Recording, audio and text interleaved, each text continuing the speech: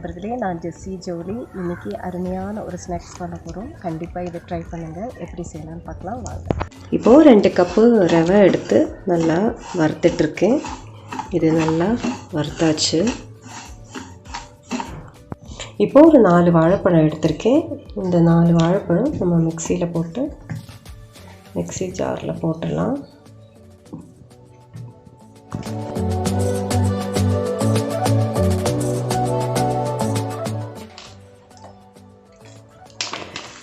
இப்போது இதுக்கு ஒரு 3 ஸ்பூன் வெல்லம் போடுறேன். வெல்லத்தோட பவுடர் போடுறேன். இது போட்டு நல்லா அரைச்சிட்டு வந்துடுறேன்.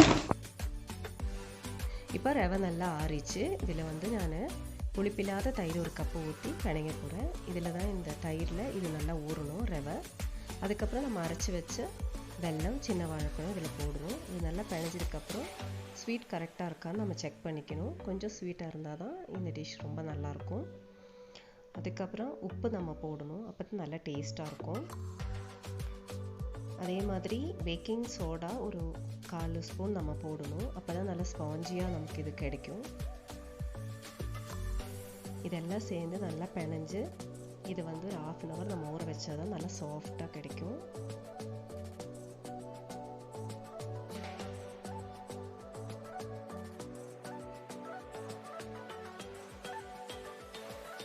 இது இப்போ ஒரு 1/2 hour நம்ம அப்படியே ரெஸ்ட் எடுக்க வைக்கலாம்.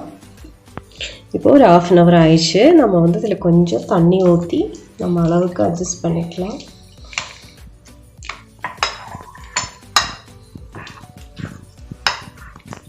நெய் அப்ளை பண்ணி வச்சுருக்கேன் இந்த பிளேட்டில் நான் ஊற்றிடுறேன்.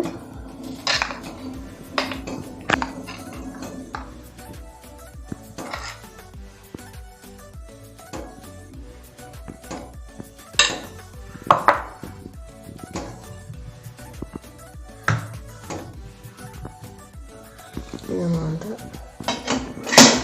ஸ்டீமில் வச்சுருவேன்.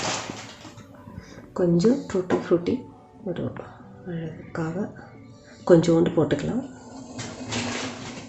இது போடணுன்னு அவசியம் இல்லை, ஒரு கலர்ஃபுல்லாக இருக்கிறதுக்காக நான் போடுறேன். இது வந்து ஒரு 10லேருந்து 12 நிமிஷம் இது வேக விட்டுடலாம்.